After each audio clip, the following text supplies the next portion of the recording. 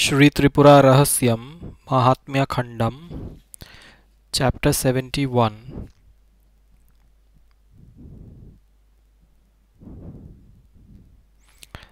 The released Visanga reached the army of the demons. Extremely grieved, helpless, depressed, and dull, he sat alone, sighing in some lonely place. Hearing about the death of Kutilaksha, the chief of the army, and the ministers, he was drowned in an ocean of sorrow. At that time, Visukra, along with the sons of the king, reached there, and seeing his brother Visanga sitting with a sad face, questioned him thus: "O dear, why your face is sullied today? Tell me everything that happened in the unjust war." Hearing the words of his brother, Visanga sighed and said thus: "O brother, what can I tell you? I had never faced this type of plight. I assume that the time has come for the destruction of the demons. It is really surprising that the demons who could fight with Vishnu have been vanquished by a group of women, just like a lion defeated by jackals. It is improper for me to live under this bad condition. What should I do? I was not killed in the war. Those Kutilaksha and other demons who died are fortunate because they did not suffer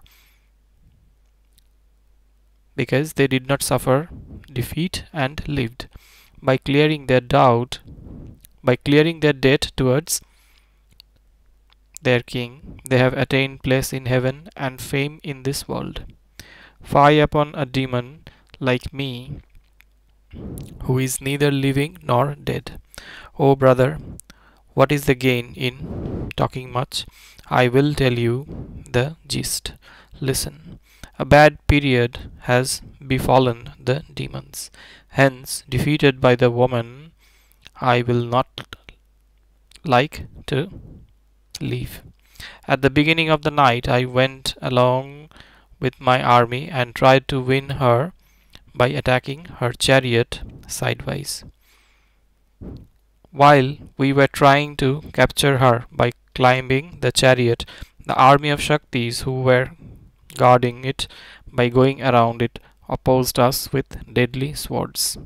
Even as we were abusing them, they fought vehemently, though stumbling in that darkness of poor visibility. At that moment, from her great chariot emerged 16 Shaktis who created a burning mountain that drove away the darkness and jointly encircled us and showered a fusillade of arrows and encountered me after instantly killing Damana and others.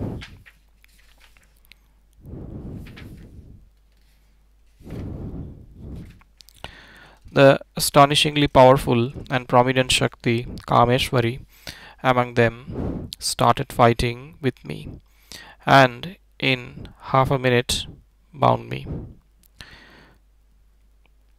None of my strengths and magical powers was effective against her.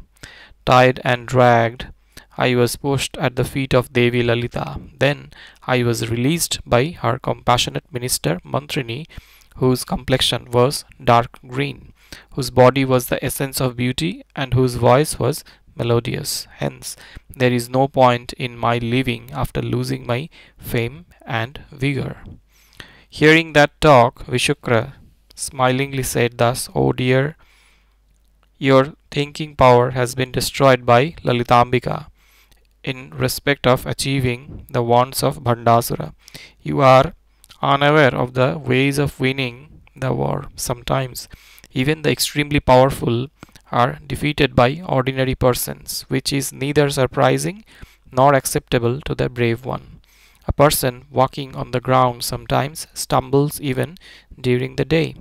The immovable ones will never stumble. Nothing can be concluded by this. It is difficult to predict victory or defeat in war. Only the final result can determine victory. Victory in between cannot be considered as victory. Alas, what can I tell you about the impact of delusion on you? I can only say that brave and properly deliberated thoughts will bring success. Keep away from negative thoughts that spoil progress. Listen to my plan, which will end your sorrow. Listen, I will tell you the plan by which earlier many times we had defeated Indra and other gods, which you have forgotten. It is the magical missile which creates obstacles to the enemies. I have learnt it from Shukracharya and I will now construct it as stipulated. By discharging it, the army of the Shaktis will be ruined. I will inscribe it on a stone and give it to you. You should cleverly install it in the army of the Shaktis and quickly return. By this, the endeavors of the Shaktis will go in vain and they will lose their strength. Then we can march with our army and easily destroy the Shaktis. Have no doubt about this plan. Rise and discard your worry, born out of sorrow, that kills your valor. Hearing his brother Visanga, deluded by the illusory power of the great Devi, became sure about his victory and was extremely happy and praised his brother for his skilled intelligence. Then Visukra informed his plan to Bhandasura and obtained his permission. Then he inscribed the Vighna yantra on a stone slab. After purifying himself, he worshipped in that diagram the demonic goddess who generates obstacles by offering wine, flesh, and many other articles. He smeared the ash from the graveyard on his naked body and drank the wine from a skull, adopting perverted practices. Facing south, he chanted the mantras by wearing a garland of goblins' bones and surrounded by a group of naked women. Thus accomplishing the missile, he gave it to Visanga and said thus, "O dear, implant this in the middle of the army of Shaktis with its front facing the great chariot of Devi Lalita and return quickly." Taking the unfailing Vighna yantra, Visanga reached the enemy camp at the end of the night and saw the invincible fort of flame and the Shaktis at its door. Out of fear, he stood far away and after thinking, flew into the sky and being unable to cross that fort, threw the yantra with great force inside and returned. Assuming that he had completed his task, he reported the matter to his elder brother. Visukra, thinking that the Shaktis would have been quickly destroyed by the unfailing Vighna yantra, imbued with great power, came outside the city along with the entire army. His brother, the sons of the king, leaving behind women, aged and children, deputing an army of an Akshohini to guard the Shunyaka city, all the demons, biting their teeth, set out to fight. They very quickly reached the flame fort. Seeing that unapproachable, for they made up their mind to split it. Visukra and other leaders discharged missiles of wind, mountain, moon, ice, earth, ocean, water, rain and showers on the flame fort, which totally destroyed all of them like a straw by the fire of dissolution. Realizing the formidableness of that fort, Visukra and others decided to fly high and enter it. As a demon flew high to enter into it, the flame fort grew taller than his flight. Thinking that it is not possible to fly and enter, the demons reached the gate of the fort. The flame burned the demon who tried to enter the gate. Thinking that it is impossible to go through the gate, the demons discharged weapons and missiles through the gate. Coming to know about this, Dandanatha ordered the Shaktis to get ready. All the Shaktis were affected by the Vighna yantra and became lazy. Some were sleepy, they did not care for the orders by Dandanatha. They were thinking thus, why should we fight? Why should we kill the demons? The demons have not offended us. Why should we oppose them? Why should we fight with the demons to achieve the ends of gods? Why should we not fight with gods to help the demons? Dandanatha and Mantrini are by nature irascible, and having drunk, they are irrational. Even Devi Lalita, who is always engaged in amorous pastimes with Kamesvara, has lost her discriminating power, and she always considers as good the suggestions of the intoxicated Mantrini. What to talk about Bala, who is always interested in sports? The influence of illusion is astonishing.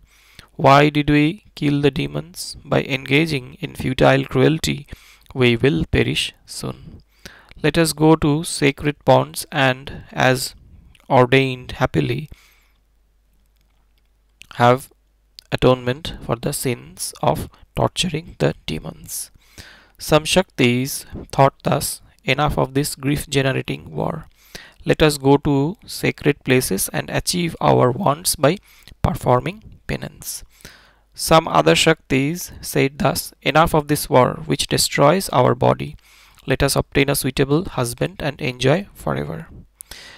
They were talking thus, resorting to separate views, and said to Dandanatha thus, we will never fight this useless war, and we are not bound by your orders. If you get angry with us, then we will fight with you. Do not be proud by joining with the intoxicated Mantrini. You will be humbled by confronting us. A few other Shaktis angrily said thus, O swine-faced, why are you always furious on us and directing your horrible eyes at us? Quickly go away from here, lest we will pluck your eyes. There is no other shameless swine-faced one than you. Another Shakti holding a sword approached Dandanatha and said thus, O pig-faced, if you are really powerful, listen, fight with me with your proud valor. Struck with weapons by me, he will unnecessarily die. Seeing the condition of the Shaktis, Dandanatha was wonderstruck. She thought about how suddenly the Shaktis had gone mad and quickly reported it to Mantrini. Mantrini was also surprised hearing about the delirity of the Shaktis, and went to the great Empress Lalita and bowed and submitted thus. O Mother, a most surprising obstacle is confronting us. This should be really the mischief of the wicked demons. The loss of intelligence of the Shaktis is frightening. The demons, fully equipped, are outside the fort, excepting Dandanatha, me, and the Shaktis in the Sri Chakra. The rest of the Shaktis with a changed behavior are furious. Quickly order what has to be done. We cannot afford delay. Though you can be a mere movement of your eyebrow destroy all the demons, we do not want it so. With mercy, suggest a remedy quickly for this problem. End of the 71st chapter of the MahatmyaKhandam of Sri Tripura Rahasyam. Chapter 72. Requested thus by Shyamala Mantrini, the Universal Mother,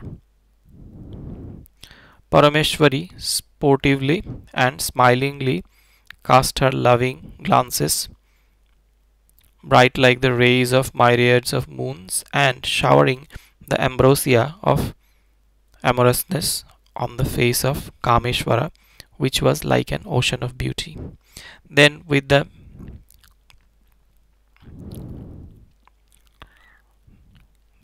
mingling of the smile of the Devi with the face of Kamesvara was born the elephant-faced Ganapati, red in complexion. In his right hands he was wielding the mace, the trident, the conch, the lotus, and the tusk. In his left hands he was wielding the citron, the bow, the disc, the noose, and the bunch of grain spike. In his trunk he held a pot filled with gems. He was dressed in a red garment and wearing effulgent ornaments. He had 3 eyes. He was decorated with the digit of the moon on his gem-set crown. Embraced by Shakti, his consort, he was dripping with ichor. Bowing to Devi Lalita with folded hands, he spoke thus, O Devi, tell me about my role in the war. With your grace I will achieve success even if it is highly impossible. Hearing him, Devi Lalita said thus, O my son, go and destroy the magical spell of the demons. Ordered thus, Ganesa, swinging his trunk, searched and quickly reached the Vighna yantra. As the Shaktis were watching, he angrily broke the yantra, which was hard like diamond, with his tusk, and in a minute powdered it. Then going out of the gate of the burning fort, he was excited to fight. Entering the army of the demons, Ganesa fought with them. He crushed some with the mace, cut some with the disc, split some with the spear, and tore some with arrows. He killed thousands of demons with his tusk. He quickly destroyed the leaders of the demons. The army of the demons was driven away by the wind generated by the flapping of his ears. By the wind of his inhalations, groups of demons were drawn within, and helplessly they entered the trunk, ducked, and with their joints crumbled. There some died, some who went unconscious were thrown out by exhalation and killed. Some died hid by the flapping of his ears. Some were thrown away and killed by the swinging of his ears. Having thus destroyed the army of the demons, Vighnesvara reached the sons of Bhandasura and floored them by hitting them with the mace. He injured Visanga severely by piercing his chest with the tusk. Seeing the sons of the king and Visanga becoming unconscious, the demons wailed and ran away from the battle, taking Ganesa as the embodied god of death. Seeing the fleeing demons, the furious Visukra, riding a chariot, approached Ganesa, who was fighting. A great battle started between Visukra and Ganesa. Both intent on winning showered frightening weapons and missiles. Then the angry Ganesa crushed with the mace the chariot of Visukra, along with the horses and the charioteer. Then the angry Visukra, raising his mace, strongly struck with all his energy the temple of Ganesa, by which Ganesa bled excessively. The enraged Ganesa, with a spear, pierced with great force the chest of Visukra. Visukra fell unconscious. Having thus defeated Visukra, Ganesa proceeded towards the chariot of Bhandasura. Seeing Ganesa approaching him to fight, Bhandasura, considering the powerful Ganesa as invincible by all the gods and the demons, thought thus, my desire is to be killed by the weapons of Devi Lalita, and thus reach her abode. For this I think this Ganesa is an obstacle. But how can I achieve my desire? Long ago, this Ganesa had really fought with a powerful demon in the form of an elephant. I will create a similar demon so that Ganesa can fight with him, and then I will proceed to fight with Devi Lalitambika. Deciding thus, Bhandasura created Gajasura, who was astonishingly huge like a mountain, who was extremely powerful and was holding a bolt in his trunk. That Gajasura, instructed by Bhandasura, rushed towards Ganesa. Reaching Gajasura, Ganesa fought with him. While Ganesha was thus fighting as a result of the destruction of the Vighna Yantra, the Shaktis returned to normal senses and proceeded to fight. Seeing Bhandasura well prepared to fight by gathering his army, Devi Lalita herself, after deliberation, set out to fight, accompanied by Dandini, Mantrini, and the entire Shakti force, who were angrily gnashing their teeth. To begin with, Devi Sampatkari, riding her elephant by name Ranakolahala and accompanied by the elephant force, proceeded with zeal. Then Devi Ashwaruda, riding her horse Aparajita and followed by the horse force, started with excitement. Meanwhile, Vala, who was excited to fight but prevented by Devi Lalita, bowed to her and said sweetly thus, O mother, please permit me, who has decided to fight and who is always eager to fight. You are stopping me even when a great war is ahead. I will touch your feet with my head. Please allow me to fight, though anxiously waiting from a long period to fight. I am not getting the permission. On the first day of the war, I was never satisfied because I was unnecessarily prevented by Dandanatha. Today, please fulfill my long pending desire to fight, for which I am well prepared. Hearing Vala, the Supreme Devi Lalita smilingly looked at Mantrini. Grasping the intention of Devi Lalita, Mantrini said to Vala thus, O Vala, if you want to fight, then listen to me. If you desire to fight alone with someone, do so by taking Dandanatha and me along with you. In the war without us, you should not enter the army of the demons. We will be with you to take care of you. Tell me with whom you'd like to battle. Hearing Mantrini, Vala spoke again thus, I will fight with the sons of Bhandasura. No one else should discharge an arrow at them. Fighting alone, I will kill all of them. None should ever destroy their chariots, vehicles, and weapons. Hearing Vala, Mantrini again said thus, as permitted by Devi Lalita, you fight with one person. It is improper that you fight with the 30 sons of Bhandasura, who are very strong, equaling Bhandasura. With a fierce build, all of them are expert tricksters in war. You can choose one of them to fight with. Hearing Mantrini, Balambika with folded hands bowed and requested for permission to fight with all the sons of Bhandasura. Seeing the beseeching Vala, the pleased Goddess Lalita embraced her with love and gave her permission to fight. Then Vala spoke again to Devi Tripura Sundari thus, O mother, please listen to me a second time. Dandini should not stay with me in the war field because earlier she had spoiled my zeal to fight. If at all she goes with me, let her stay behind me so that she will not obstruct me. If she were to again spoil my war, you will see her quickly defeated by me. Understanding that Vala, who was talking thus, was angry, Dandanatha bowed to her and spoke to her softly and skillfully thus, O Devi, forget your doubt about me. I will accompany you to the war and watch you fight and do what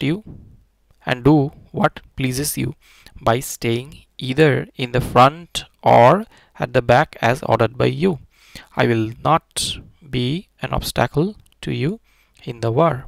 Hearing Dandanatha, the happy Vala soon embraced her and, excited to fight, proceeded quickly in her chariot. Mantrini and Dandanatha, seated in their respective chariots, proceeded on either side of Vala, followed by the army of the Shaktis. Then Devi Lalita, seated in the chariot named Sri Chakra, set out to war along with the required weapons. Behind her, Tiraskarani, riding a densely dark horse which had the speed of the wind, took along the ocean like countless army of the Shaktis. The frontage of both the armies was crowded and frightening. Then an extremely loud sound produced by drums, axles, clappings, hum, shouts, cry of the elephants, and neighing of the horses grew intensely. The cracking noise of the iron weapons emitting showers of sparks was frightening. Voices like, "You are dead, I will kill you, stop, do not run away, show your strength, see my valor," and so on were heard all over. Some lost their limbs by arrows, some were cut by axes, some pierced by spears, some cut by swords, some crushed by bolts, some throats cut by discus, some hit by iron clubs, some killed by tridents and flats, some cut by javelins, and some heads broken by maces. Thus, thousands of demons were severely attacked by the Shaktis, and a river of blood flowed. Thus, heavily tormented by the Shaktis, the army of the demons wailed and ran away. Unable to bear the injuries from the weapons of the Shaktis, the army of the demons, which was pounded, was reducing like the water in a breached dam. Seeing the destruction of the army of the demons, Chaturbahu and others, the 30 sons of Bhandasura, equal in valor to Bhandasura, well versed in handling weapons and missiles, and of unbearable prowess in war, seated in chariots, showered arrows on the Shaktis, who, seized by those scorchers, were unable to bear the flame from the weapons of the demons. End of the 72nd chapter of the MahatmyaKhandam of Sri Tripura Rahasyam. Chapter 73. After hearing about the war, sage Agastya said thus: "O Hayagriva, the legend narrated by you was wonderful. You said that Ganesa fought with Gajasura. Please describe their war to me." Thus inquired by sage Agastya, Hayagriva started narrating the great war by Ganesa. "O Agastya, listen. I will tell you the most wonderful legend filled with the great prowess and elegance of Ganesa. Ganesa fought for a short duration in an unbearable manner with the demon created by Bhandasura.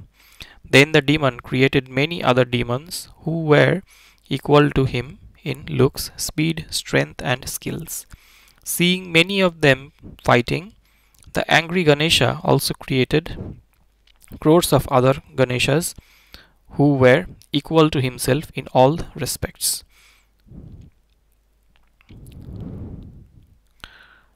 Each Ganesha fought astonishingly with one demon separately, using various weapons and missiles.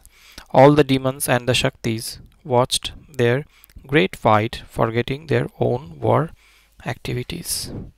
Then the Ganeshas struck the demons with their weapons. Some demons were killed by spears, some cut to pieces by discs, some with maces, some torn by the tusks, some by dashing with their chests, some by trampling, and some by hitting with the temple. Thus all the demons created by the demon were destroyed by the Ganeshas. Then the mighty Gajasura stood alone and fought with Ganesha. Ganesha, seeing the demon who was single as earlier, immediately absorbed all the Ganeshas within himself. Then a great frightening war started between them, using many weapons and missiles. Then the great demon, by his magical power, grew very tall, with 1,000 faces and twice as many arms, wielding many weapons. Moment to moment, he discharged thousands of weapons, which were all destroyed by Ganesha, even as they were being created. Seeing the magic of the demon, the Enraged Ganesha simultaneously destroyed the 1,000 weapons held by the demon. Then Ganesha and Gajasura battled with maces, hitting each other. Hit by Ganesha's mace, the mace of Gajasura was broken to pieces. Then the demon, without a weapon, rushed with his raised fist to kill Ganesha. Ganesha flung his mace at him, which, without injuring him even a bit, dropped on the ground after striking his body. Then weapons like discs, trident, bolt, and spear, which were charged on him, fell futile on the ground after touching his body like a shower of stones on a rocky mountain. Seeing the demon invincible by all weapons, as Ganesha was worrying, the demon hit him with his fist. Then a fierce fist fight began between them, emitting fire from the collision of their fists. Then Ganesha, by his arms, bound the demon and pushed him onto the ground, and trampling him by the foot, pierced his chest by the task by which the demon died in the war. After killing Gajasura, Ganesha, of astonishing valor, again quickly approached Bhandasura to fight with him. Seeing the approaching Ganesha, Bhandasura, fearing about his strength, prayed to Devi Lalita thus, O mother, this body of mine should be destroyed by you in war. Fulfill this desire of mine, who has surrendered at your lotus feet. Understanding the desire of Bhandasura, Devi Lalita, seated in the Sri Chakra chariot in order to fulfill the wants of her devotee, remembered Ganesha. Knowing about the remembrance by the Devi, Ganesha came there and bowed and said thus, O mother, why did you remember me while I was fighting? Hearing Ganesha, the Supreme Devi Lalita said thus, My child, enough of your fighting. Now stay by my side. Let other goddesses who are eager fight with the army of the demons. Ordered thus, Ganesha refrained from the fight. Then, seeing the army of the Shaktis being enormously destroyed by the sons of Bhandasura, Vala, pouring arrows at the demons, entered to fight. The sons of Bhandasura, accompanied by a countless army, surrounded Vala of astounding valor. Crores of arrogantly roaring demon soldiers showered on Vala, who was seated in the chariot, many types of weapons. Then Dandanatha addressed the Shaktis thus, Listen, I will convey the orders by Balambika. None of you should discharge weapons on those demons with whom Vala fights. If you do so, you will be punished by me. You should be watching her fight without interfering. Declaring thus, Dandini, along with Mantrini, stood by the side of Vala to watch the glory of her war. Vala was pleased by the ruling given by Dandanatha. She wonderfully fought alone with countless demons. Then Siddhas and gods from the sky, watching her fighting alone with many, were surprised. Then Vala was covered by the bunch of weapons released by the demons, just like the rising sun by a group of clouds. Seeing her covered by weapons, the Shaktis were stupefied. Then instantly Vala destroyed that shower of weapons by showering counter weapons and again hit the demons. Then the skilled Vala of astounding valor simultaneously destroyed the weapons and vehicles of multitudes of demons. She cut off the weapons of the demons even as they were holding them. Again discharging sharp arrows, she quickly killed the demons. Even a sharp observer could not notice her picking, placing, stretching, and releasing of the arrows. But from the middle of her bow were continuously emerging in all directions sharp arrows, just like moths from the holes in the earth. The heads the demons were dropping in bunches, making crackling sounds like the ripe fruits falling from a coconut tree. Some demons lost their hands, legs, thighs, chests, and other their throats and stomachs. Continuously struck, they looked like thousand-eyed Indra, means that they were cut to thousands of pieces. Some cut to pieces were powdered. Some pierced in their chest, lost their lives, and stood like paintings holding the weapons. Some plunged away by the speed of the arrow, died, and looked like fleeing out of fear of war. Thus, within a short period, myriads of demons killed by Vala fell down. There was not even one demon who, even though strong, could protect himself. Hence, there was no scope for anyone to fight and discharge weapons. The demons had not believed that all alone Vala could fight so severely, even though they had witnessed the fight of crores of Shaktis. The army of the Shaktis and the gods in the sky were wonderstruck at the prowess of Vala. Then, as Vala was slaughtering the demons, they dropped the weapons and ran away, frightened. They were shouting thus, "Alas, we are ruined. She is really not a young girl. She is the personified god of death who has arrived to torture us. Today the entire army of the demons will be wiped out soon."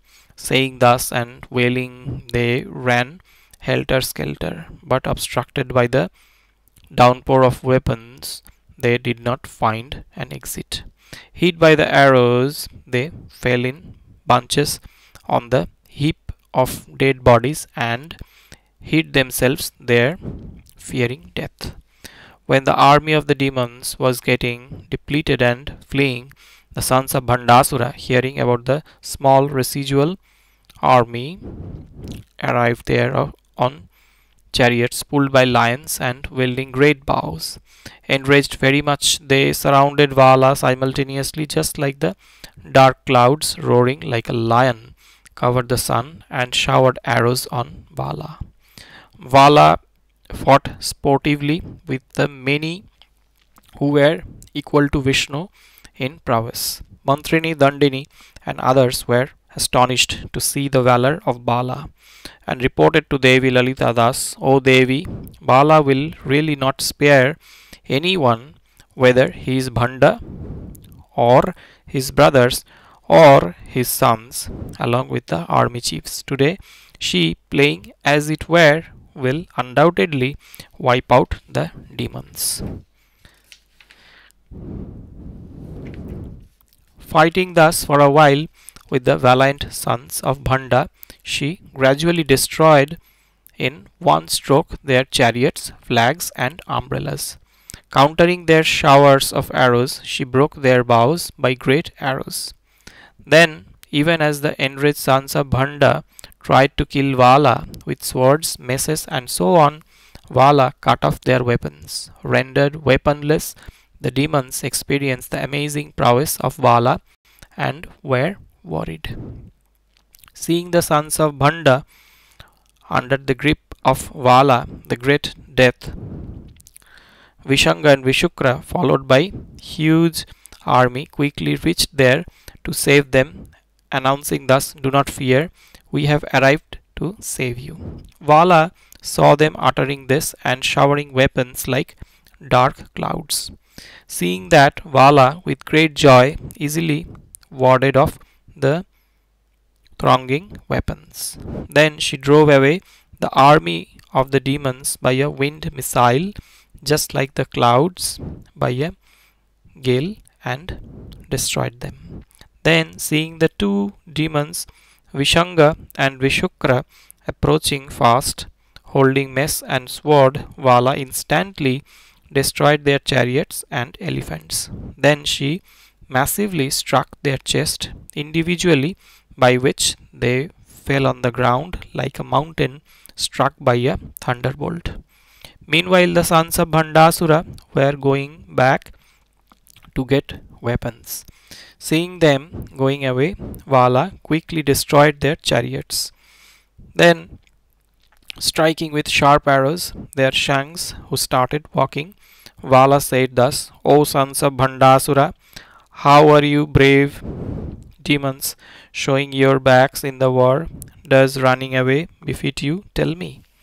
Hearing the unbearable, bitter, de- Hearing the unbearable, bitter, derisive words, the sons of Bhandasura, with pride and angry eyes, returned to fight and said, O foolish girl, encountering us, who are like the gods of death, you are somehow alive because of our compassion towards you as a young girl. Fie upon you.